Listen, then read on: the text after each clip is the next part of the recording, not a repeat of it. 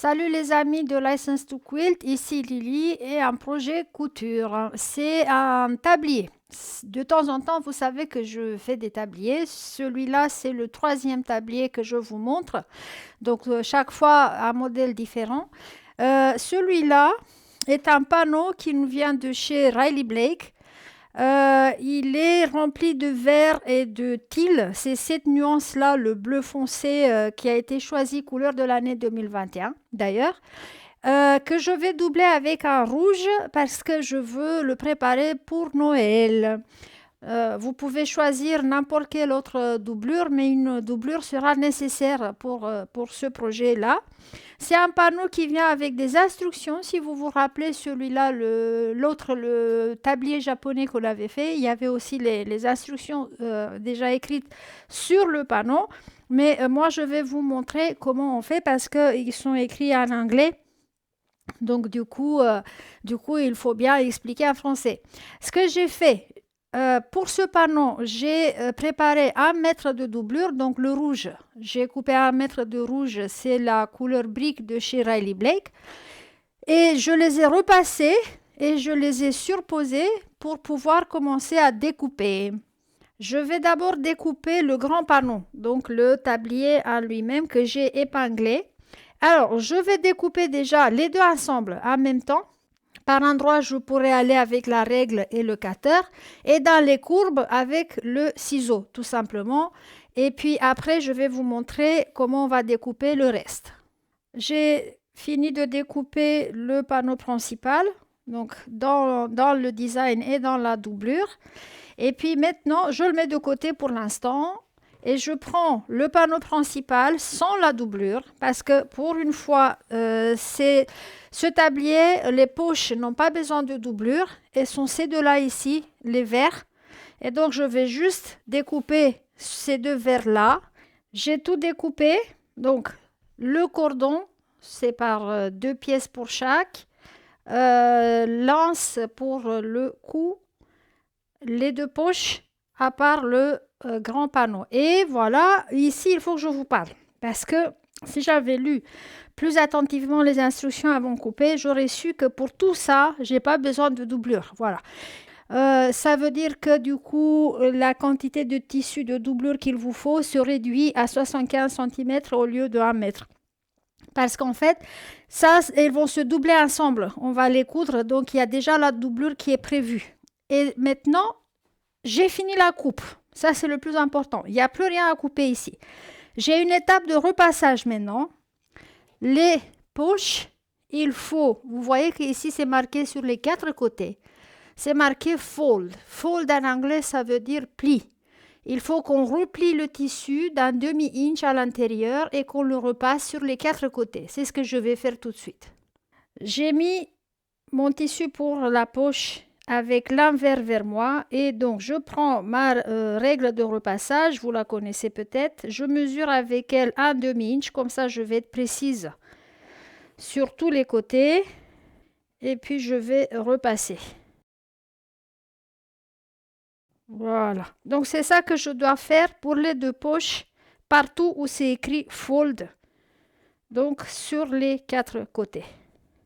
Et on va faire une surpiqûre sur un seul côté. Donc ça, c'est, après avoir coupé, on a ça.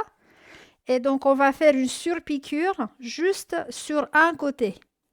Voilà, pour fixer notre pli. Les 3 autres côtés vont être cousus quand on va appliquer notre poche sur le tablier.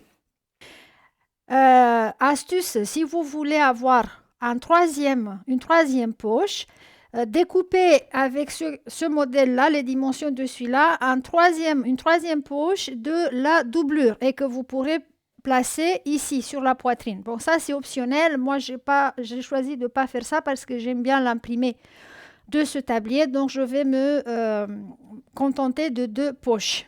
Bon, après, donc on va lire les instructions au fur et à mesure. Nous sommes ici, au 3e pas où on doit surpiquer un côté de nos poches. J'ai choisi bien sûr un fil vert, un vert clair pour moi. J'ai mis la même couleur euh, dans la bobine et dans la canette, donc en haut et en bas. J'utilise mon pied de 1/4 d'inch, mais pour la surpiqûre, je ne vais pas coudre à 1/4 d'inch. Je vais essayer de coudre au milieu de mon pied ici, parce que c'est une surpiqûre, donc au milieu ici, ça me fait une 1/8 d'inch. D'accord? C'est voilà, une couture simple juste pour renforcer notre poche.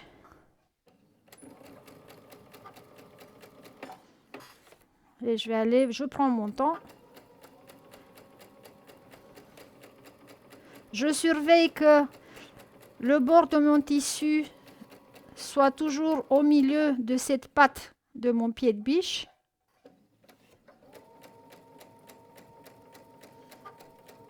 Voilà, c'est tout. C'est ça qu'on a obtenu jusque-là. Donc, je vais faire pareil pour la deuxième poche. Voilà mes poches, la surpiqûre pour les deux côtés supérieurs. Les trois autres ne sont pas cousus. Voilà, on est d'accord. Je les mets de côté et puis je vais lire ce qu'ils disent par la suite. Ils disent de prendre l'anse du cou, de la plier en deux sur la longueur, bien sûr, avec un droit contre un droit. OK. Et de coudre, de piquer sur le côté là, sur les bords crus du tissu, avec un demi-inch carrément de marge de couture. Bon, d'accord. Après, on va retourner à l'endroit et on va presser, on va repasser avec la couture d'un seul côté. Comme j'ai mon pied de biche de 1/4 d'inch, demi-inch, ça doit être pile au ras du blanc ici. Donc il faut que je pique ici. Et puis vous observez, la patte de 1/4 d'inch est là et l'excédent, ça fait encore une fois la patte de 1/4 d'inch. Donc c'est bien. Je fais juste attention à ne pas bouger le tissu et j'y vais. Notre anse pour le cou donc, est ouvert des deux bouts. Et donc il va falloir juste la retourner et la repasser. Mais je vais faire ça après. Et puis, on a à assembler les cordons. Les cordons, alors là, c'est important. Vous verrez que vous aurez 4 pièces comme ça, 2 par 2, un miroir. D'accord? On va les placer l'une contre l'autre. Et on sait que chacun a rencontré sa moitié parce que sinon, ici, ça ne collerait pas. OK? Donc, ça ne collerait pas au niveau de la pointe. Alors, qu'est-ce qu'ils disent les instructions? Les instructions nous disent que, pareil avec un demi-inch de marge de couture, on va coudre tout autour en laissant ici le côté court ouvert. J'ai cousu tout autour de mes deux cordons et là, avant de les retourner, je vais couper cet excédent-là à la pointe sans couper dans la couture. Comme ça, quand je vais renverser, retourner, j'aurai moins d'épaisseur. Je veux avoir des belles pointes. Et après, je retourne et je repasse comme celui-là avec la couture d'un côté. Une fois que j'ai repassé toutes mes bandes, moi, je rajoute une étape qui n'est pas prévue. Ça, c'est moi qui rajoute une surpiqûre à une 1/8 d'inch sur toutes les bandes, donc la bande du cou et les cordons, pour leur donner un peu plus de tenue, parce que sinon j'ai peur qu'après, quand on transpire en cuisine, ça va se tortiller comme ça. Donc je retourne mes bandes, je repasse et je fais une surpiqûre, et après on est prêt à assembler notre tablier. Pour assembler notre tablier, d'abord il faut attacher les deux poches. Bon, 3 si vous optez pour un troisième qui sera au milieu de la poitrine, mais les deux autres doivent être mises à 2 inches en bas par rapport à la ligne de le tour de taille et 2 inches à l'intérieur du tablier. Donc ici j'ai le tour de taille. D'accord, donc je vais mesurer 2 inches en bas et 2 inches, carrément un carré de 4 inches ici. Donc 2 inches en bas et 2 inches à l'intérieur. Et ici, je vais mettre le bord qui est déjà cousu. Donc l'ouverture de ma poche, là où je vais mettre la main dedans. Et puis je vais épingler. et je vais coudre les 3 autres côtés qui n'étaient pas cousus. 1, 2, 3. Ça fera d'un coup attacher la poche et la fermer, donc fermer les plis qui n'étaient pas encore fermés. Alors, comment on attache des poches pour qu'elles ne se découdent pas? Donc, je vais commencer à coudre par ici et après, je vais faire en arrière, encore une fois en avant. Vous voyez, peut-être que vous avez déjà vu sur des poches qu'il y a ici comme une couture épaisse. Bah, c'est des allers-retours qu'on fait sur le bord de la poche pour qu'elle soit stable. Sinon, chaque fois qu'on va mettre les mains dans la poche, elle va se découdre. Donc, je commence plus bas. Pareil, à une huitième d'inch distance. Je vais doucement, il n'y a pas le feu. Voilà, en arrière. Et je dépasse la poche carrément. Hop. Et je reviens. Et je fais encore une fois ça. Et puis après, je continue. Je vais, comment dirais-je, je vais pivoter à chaque coin. Et quand j'arrive de l'autre côté, je vais faire pareil, les marches arrière, avant, arrière, pour sécuriser la poche en place.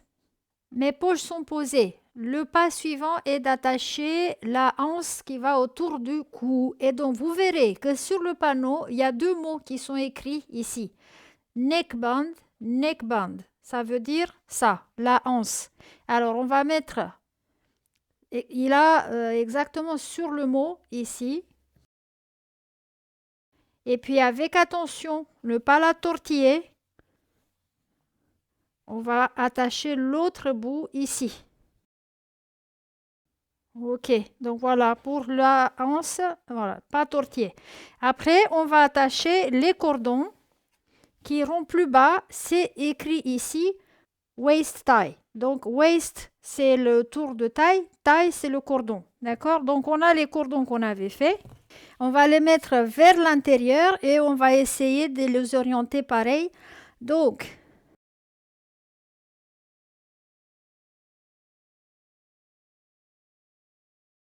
et ce que je vais faire maintenant, je vais fixer tout ça en place avec une surpiqûre à une huitième d'inch ici, juste pour les fixer, juste pour qu'elles ne bougent pas. Parce que après, quand je vais appliquer la doublure, je dois être sûre que mes affaires là ne se baladent pas à l'intérieur de tout ça.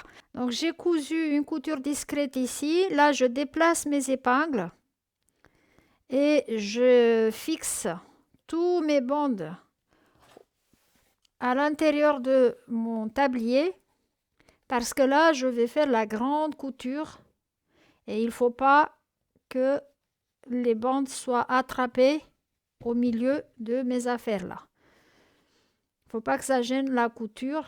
Et donc, il me reste juste à appliquer ma doublure par-dessus, endroit contre endroit. Heureusement pour les unis, il n'y a pas vraiment de endroit et d'envers. J'épingle et je vais faire une couture tout autour en me laissant une ouverture d'un côté pour pouvoir retourner mon ouvrage à l'endroit. Donc, je vais commencer par épingler les coins. Ça, c'est pour la symétrie. Mettez autant des épingles que vous voulez pour que vous vous sentez en sécurité. Je vous l'ai toujours dit, n'hésitez pas. Donc, je vais me laisser une ouverture par ici. Donc, je vais mettre 2 épingles jaunes, par exemple, pour bien marquer mon ouverture. L'ouverture doit avoir cette taille-là, la largeur de ma main, pour que je puisse facilement retourner tout. Tout est bien mis en place. Avant de retourner à l'endroit, observez que j'ai fait des crins avec le ciseau. Donc, j'ai cranté dans toutes les courbes, donc avec un ciseau, bien sûr, sans couper dans la couture. Ça, c'est très important pour que les courbes, après, se retournent joliment. Alors, donc, il y a pas mal de courbes, donc il faudra aller partout. Maintenant, je vais le retourner, je mets la main dedans et je n'oublie pas que j'ai des épingles à l'intérieur. Je risque de me piquer. Maintenant, je vais mettre la main dedans et je vais pousser bien dans les coutures. Après quoi, il me reste à faire une surpiqûre à une huitième d'inch de nouveau tout autour de mon projet. Ça va fermer aussi l'ouverture ici, donc elle va être fermée par la surpiqûre. Donc vous pouvez commencer la surpiqûre carrément ici, un peu plus haut de l'ouverture, et puis aller tout autour. Après quoi, un coup de fer à repasser et il est bon à porter, il est fini. Voilà, mon tablier, il est terminé. Ah, ah. Je vais mettre dans la description de la vidéo le lien vers ce panneau-là. Et sachez que rien ne vous empêche d'utiliser après ce tablier comme patron pour vous faire d'autres. Donc les cordons sont assez grands, on voit bien. Et puis voilà, un projet facile pour un débutant même d'un après-midi. Voilà. Salutations et à la prochaine.